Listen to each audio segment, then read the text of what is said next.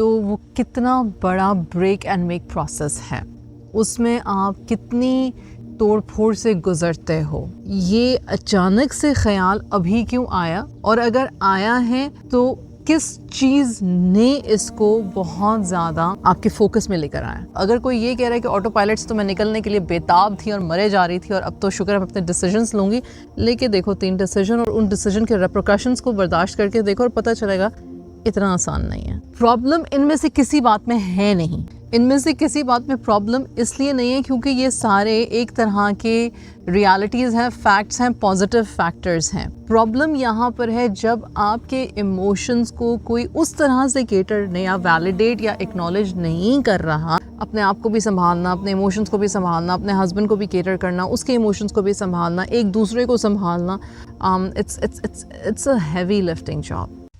बिस्मिल्लाहिर्रहमानिर्रहीम, अस्सलामु अलैकुम वरहमतुल्लाहि वबरकातुहू।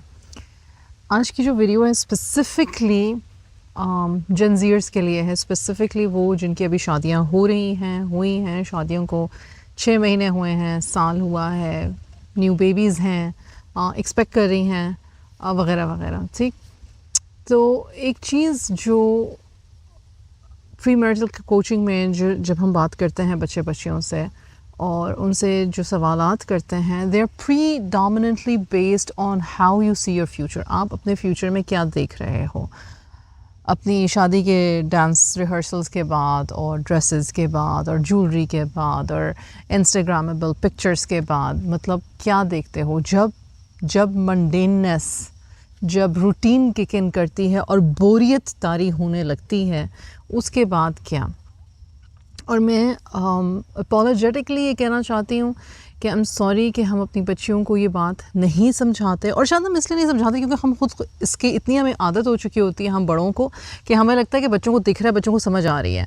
लेकिन I have seen this over and over again कि बच्चों को बिल्कुल नहीं अंदाज़ा होता किस बात का, कि ज़िंदगी की जो रूटीन है, जो बोरियत है, जब वो किक इन होएगी और जब स्पेशली मदरहुड में बच्चियाँ जाएंगी फ़र्स्ट टाइम, तो वो कितना बड़ा ब्रेक एंड मेक प्रोसेस है, उसमें आप कितनी तोड़ फोड़ से गुज़रते हो।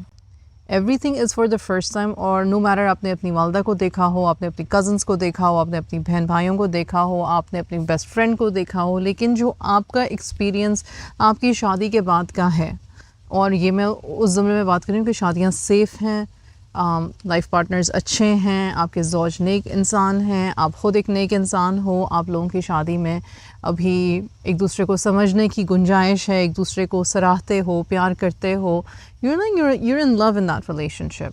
तो सबसे पहले इस चीज़ को समझें कि अगर तो आप घर से स्कूल, स्कूल से कॉलेज, कॉलेज से घर के दौरान आपकी शादी हो गई है और आप ऐसे प्रोटेक्टेड फैमिली से आए हैं जहाँ पे आपको अकेले बाहर जाने की ऐसा ज़रूरत नहीं पड़ी, रिक्शा या बसेस या इनके धक्के खाने की कभी ऐसा ज़रूरत नहीं पड़ी, बहुत प्रोटेक्टेड लाइफस्टाइल था, या अगर ज़रूरत भी पड़ी तो हमेशा कोई ना कोई महरम, आपका बड़ा भाई, छोटा भाई, वालिद साहब, चाचू, मामू, ताया, कोई ना कोई आपके साथ होता था, राइट।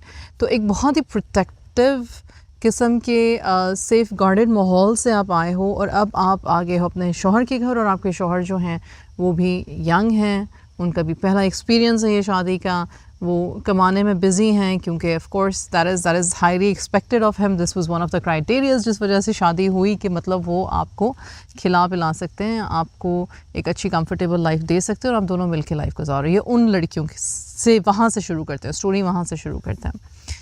तो अगर तो शादी के कुछ महीने के बाद आप सोच रहे हो कि अच्छा अब मैंने क्या करना है, मतलब बस मैंने यही काम करना है, खाना पीना, सोना सुलाना, बर्तन धोना, मतलब बस यही है, every single day and you are getting the इक कि ये क्या लाइफ है और मुझे कुछ करना चाहिए। तो मैं यहाँ पे रोक के बोलूँगी, एक सेकंड सोचो कि ये अचानक से ख़याल अभी क्यों आया, और अगर आया है तो किस चीज़ ने इसको बहुत ज़्यादा आपके फोकस में लेकर आया, आपकी बोरियत को, आपके अकेलेपन को, आपकी लोनलीनेस को, क्या चीज़ है, किस चीज़ की वजह से ये आया है। बिकॉज़ यूजुअली लोग शादी जब कर रहे होते हैं तो अगर तो वो जॉब्स नहीं कर रहे और अगर वो एक शहर से दूसरे शहर या एक कंट्री से दूसरी कंट्री ट्रैवल कर रहे हैं शादी के फ़ौरन बाद, तो the thing is the newness of the environment of the house holds आपको एकदम से शॉक की तरह लगता है। चाहे कितना ही वेलकमिंग हो, चाहे कितना ही वार्म हो, वो एक शॉक है। हमें इस चीज़ को अपने बच्चों को बार बार रिएट्रेट करना चाहिए कि इस शॉक से घबराना नहीं। क्या करना चाहते हो आफ्टर द मैरिज, क्या सोचा है, क्या करना चाहते हो। इसलिए कहते हैं प्री मैरिटल काउंसलिंग बहुत बहुत ज़रूरी होती है, बिकॉज बाज़ाहिर सारे कहते हैं हाँ आप पढ़ लेना, आप कोई मना नहीं करेगा, आप एडमिशन ले लेना, कोई आपको मना नहीं करेगा, आप जॉब कर लेना, कोई आपको मना नहीं करेगा। ब्लूप्रिंट की तरह कहाँ पे पढ़ना है, कैसे पढ़ना है, फ़ीस स्ट्रक्चर क्या होना चाहिए, क्यों मैंने ये चीज़ चूज़ करनी है, मैंने जॉब क्यों करनी है, मैंने जॉब कहाँ पे करनी है, मेरा पिक एंड ड्रॉप कैसे होगा, मुझे ड्राइविंग आती है इस एरिया में नहीं आती, लैंग्वेज नहीं है वो लैंग्वेज सीखनी है। यू हैव टू, और ये किसी ने करके नहीं देना। मेन इंपॉर्टेंट बात जो मैं समझाना चाह रही हूँ कि अगर ये सोचा है शादी के फ़ौरन बाद कि मैंने कुछ करना है, तो वो शादी करने के बाद नहीं देखना कि अब मैंने क्या करना है। शादी करने से पहले ये कॉन्वर्जेसन होनी चाहिए कि क्या करना है, क्यों करना है, कैसे करना है, कब करना है, किस तरह से ये स्टेप्स लेने हैं। You have to have a foresight. आपके शौहर की ये जिम्मेदारी नहीं है कि वो आपको स्पून फीडिंग कराए, आपके पेरेंट्स की ये जिम्मेदारी नहीं है कि वो आपको स्पून फीडिंग कराएं, आपके ससुराल वालों की ये जिम्मेदारी नहीं है कि वो आपको स्पून फीडिंग कराएं। उसकी मैं एक वजह बता देती हूँ। इसलिए नहीं कि वो लोग अच्छे लोग नहीं हैं या उन लोगों को आपका एहसास नहीं है, इसलिए क्योंकि कभी भी ज़िंदगी में कोई भी शख्स कामयाब नहीं हुआ जब तक कि उसको ख़ुद क्लैरिटी ना हो कि उसे क्या चाहिए। और इसीलिए मैंने शुरू में ये बात की थी कि अगर आप एक बड़े सेफ़ गार्डेड माहौल से, जहाँ पे खा लो ये, पी लो ये, जा लो ये, हाँ ये परमिशन मिल गई तो ठीक है, परमिशन नहीं मिली तो नहीं ठीक है, हो गया ऐसे तो ठीक है, वैसे नहीं हुआ तो ठीक है, पेरेंट्स ने बताया कि best of the best school क्या है, पेरेंट्स ने बताया कि बेस्ट ऑफ द बेस्ट तरीका क्या होना चाहिए शादी करने का और कौन सी फैमिली में, इसमें बुराई कोई नहीं है। इसमें यह कि आप ना ऑटो पायलट में चल रहे हो। जो सबसे बड़ा शौक होता है वो ये होता है कि अब आप ऑटो पायलट से निकल आए हो और आपको निकलना पड़ेगा, और इट इज़ वेरी पेनफुल। अगर कोई ये कह रहा है कि ऑटो पायलट से तो मैं निकलने के लिए बेताब थी और मरे जा रही थी और अब तो शुक्र है मैं अपने डिसीजंस लूँगी, लेके देखो 3 डिसीजन और उन डिसीजन के रेपरकशंस को बर्दाश्त करके देखो और पता चलेगा इतना आसान नहीं है। लेकिन ज़िंदगी किसी की भी आसान नहीं होती, यकीन माने, क्योंकि ये दुनिया है, दुनिया आसानी की जगह है ही नहीं, आसानियाँ हम क्रिएट करते हैं। तो आपको ये समझने की ज़रूरत है, ये जानने की ज़रूरत है कि आपने अपना ब्लूप्रिंट बनाया भी है कि नहीं। सेकंड चीज़, अगर आपके इर्द गिर्द के लोग वो सारे काम नहीं कर रहे जो अब आप करना चाहते हो, तो फिर आप मशवरे के लिए किसकी तरफ देखोगे, किससे दोस्ती करोगे, किसके पास जाओगे, एडवाइस किससे लोगे आपके स्पाउस के अलावा उस फील्ड में। तीसरी चीज़ ये कि आपके लिए ग्रोथ क्या है। अब ये ना, ये जो मैं क्वेश्चंस बोल रही हूँ ये लिख लो कहीं पे, ये मेरे लिए ग्रोथ के मानी क्या है, मेरा 6 मंथ्स का गोल क्या है, मेरा 9 मंथ्स का गोल क्या है। गोल्स के बग़ैर ज़िंदगी ऐसे ही है जैसे कि आप बस उसको गुजार रहे हो। अब आप उसको गुजार तो रहे हो और आप अपनी नेमतों का शुक्र भी कर रहे हो, लेकिन आप साथ साथ तंग भी हो रहे हो। और ऐसे में अगर इंशाअल्लाह ताला बिइज़्निल्लाह एक हेल्थी प्रेगनेंसी हो जाती है, हेल्थी बेबी हो जाता है, अल्लाह सुब्हानहू व तआला सबको अपने हिफ्ज़ व मान में रखें, आमीन। उसके बाद वो जो एक ज़िम्मेदारी है, वो जो रिस्पॉन्सिबिलिटी, सेट ऑफ रिस्पॉन्सिबिलिटीज़ आ गया है। अभी मैरिज पूरी तरह से जिसको कहते हैं कि डेवलप नहीं हुई, ट्रस्ट, मोहब्बत, रोमांस के बाहर और बहुत सारी आदात और इतवार की अभी सही तरह से समझ आ रही थी, कम्युनिकेशन स्किल्स डेवलप कर रहे थे आप दोनों मियाँ बीवी, और दरमियान में बच्चा आ गया और दरमियान में ज़िम्मेदारी आ गई। और अब उस ज़िम्मेदारी की वजह से जो एक स्पाउस है, जो मेन अर्निंग स्पाउस है, अब वो ज़्यादा रिस्पॉन्सिबिलिटी फ़ील कर रहे हैं और उनको लगता है कि भाई they have to provide everything, और उसकी वजह से मियाँ बीवी का डिस्टेंस क्रिएट होता जा रहा है। और बच्चे की वजह से जो घर वाला पेरेंट है वो ये समझ रहा है कि भाई मेरी ज़िंदगी अब स्टक हो गई है, स्टैगनेंट हो गई है, मैं 5 सालों के लिए स्टक हूँ, 10 सालों के लिए स्टक हूँ, 15 सालों के लिए स्टक हूँ, 20 सालों के लिए स्टक हूँ, मैंने जो कुछ पढ़ा है, जो कुछ लिखा है वो ज़ाया हो रहा है, मुझे क्या करना चाहिए। तो इसके जवाब ढूंढने और इसकी तगोदों में अपने आप को लगाना, थकाना आसान नहीं है, पर ये आप ही ने करना है, ये किसी और ने आपके लिए नहीं आके करना है।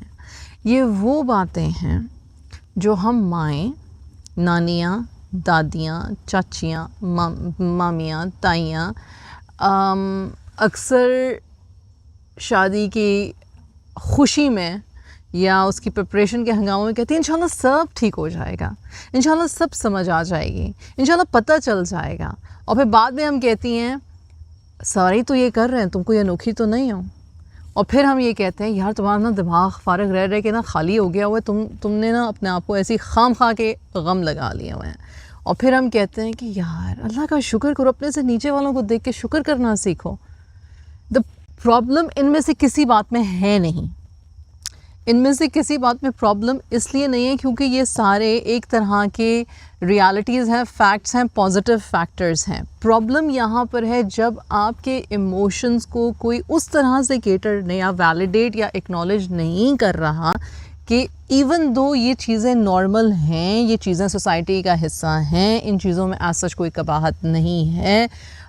If you're safe and if you're loved and if your spouse is trustworthy, आप उन पे ट्रस्ट करते हो, फिर इन चीज़ों में मसला कोई नहीं है। लेकिन द प्रॉब्लम इज़ जो identity crisis, this is the problem, the identity crisis जिससे आप गुजर रहे हो उसको कोई और समझ नहीं रहा है। और for the first time in life एक लड़की को ये समझ आती है कि मेरी आइडेंटिटी क्या है, मैं कौन हूँ, मैं क्या हूँ, मैं क्यों हूँ, क्या मकसद क्या है। एंड अपार्ट फ्रॉम प्रोक्रिएशन के मतलब दुनिया में आए हैं, बच्चे पैदा करेंगे, आगे उनकी तरबियत करेंगे और फिर आगे मर जाएंगे, अपार्ट फ्रॉम दैट मेरी लाइफ का कोई और मतलब मकसद होना चाहिए। अब जब मैं ये सारी बातें कर रही हूँ तो ना इसमें मैं दीन के ख़िलाफ़ कोई बात कर रही हूँ, ना मैं इसमें दुनिया के ख़िलाफ़ कोई बात कर रही हूँ, मैं बल्कि ये कह रही हूँ कि हम जो माएँ हैं जिनके बच्चे अब माशाल्लाह शादियों वाले हैं और हो चुके हैं या कर चुके हैं, कर रहे हैं, जिस भी ये हम माँओं की ज़िम्मेदारी है कि हम अपने नैरेटिव को बदलें। हमारे बच्चों को इमोशनल सपोर्ट की अगर ज़रूरत है और हमें नहीं देनी आ रही तो या बच्चे हमें समझे कि ठीक है हमारी माँ को शायद हमें इमोशनल सपोर्ट नहीं देनी आ रही, लेकिन माँ के ख़िलाफ़ ना हो जाए।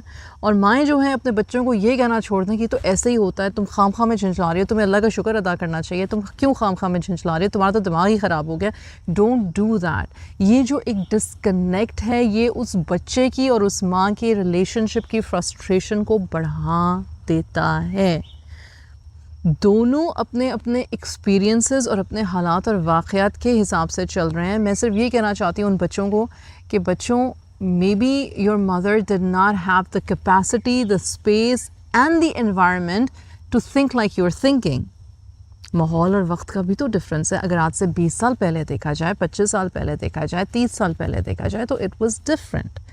आज जो आप जेनज़ियर्स हो, आप लोग जो चाह रहे हो, जो समझ रहे हो, ठीक है, उनमें से बहुत सारी बातें आपकी लाइफ के लिए अच्छी होंगी, सही होंगी, लेकिन अब पेरेंट्स या ग्रैंड पेरेंट्स या आंट्स एंड अंकल्स आपको अब उसका भी ब्लूप्रिंट बना के दें और आपको कहें अच्छा अब ऐसे कर लो, तो ऐसा नहीं होगा। जिसको कहते हैं ना अडल्टिंग, मतलब कि अब आप अडल्ट्स हो गए हो।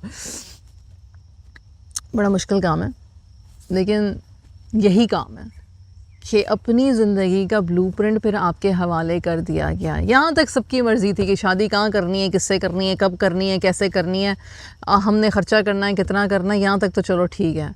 जिस दिन ये सारे काम हो गए उसके बाद कहते हैं हाँ फिर अपना घर संभालो ना, फिर संभालो। इट्स नॉट जस्ट द घर, it's the identity shift. It's I was this before, I am this now, who do I want to become? ये बड़े important questions हैं। इससे हमारे बच्चे और बच्चियाँ डील कर रहे होते हैं, स्पेशली आफ्टर शादी, स्पेशली जब उनको कोई किसी किस्म का आइडिया नहीं होता कि मोनोटनी जो है वो है और उसके बाद क्या करना है। So I hope कि some of these points will help the mothers and will help the daughters and it will help people in general, especially जो लड़कियां इतना struggle कर रही हैं अपनी शादी के शुरू के सालों में, अपनी identity crisis में, motherhood फ़ौरन हो गया, उसके बाद मैं कौन हूँ, मैं क्या हूँ, जिनके पास बहुत ज़्यादा family support नहीं है, मतलब कि ग्रैंड पेरेंट्स पास नहीं रहते हैं या इन लॉज जो हैं वो हैं लेकिन उनके साथ इतना ट्रस्टवर्दी रिलेशनशिप नहीं है, अकेले अपने आप को भी संभालना, अपने इमोशंस को भी संभालना, अपने हस्बैंड को भी केटर करना, उसके इमोशंस को भी संभालना, एक दूसरे को संभालना, it's a heavy lifting job. कोई नहीं कहेगा कि आसानी तो है, कुछ भी आसान नहीं है। ये सारे मराहिल हैं, इन मराहिल से हर बंदा गुज़रता है और अल्लाह सुब्हानहू व तआला हम सब के लिए आसानियाँ करें। पर मैं आखिरी दफ़ा ये बात रिट्रीट करूँगी वीडियो ख़त्म होने से पहले कि figure out your blueprint, nobody is going to come and gift it to you. जैसे हम शादी से पहले पेरेंट्स करते थे या बड़े बुज़ुर्ग करते थे या टीचर्स वगैरह करते थे, बस वो चैप्टर अब ख़त्म हो गया। अब आपने ज़िम्मेदारी उठानी है, ख़ुद रिसर्च करनी है, ख़ुद समझना है, आपको क्लैरिटी होनी चाहिए और फिर आपको पता होना चाहिए कि आपने अपने स्पाउस से, अपने इस नए घर वालों से कैसे कहना है और क्या कहना है कि मुझे ये करना है, this is what I want, this is what I want to do, this is where I want to go, this is my direction.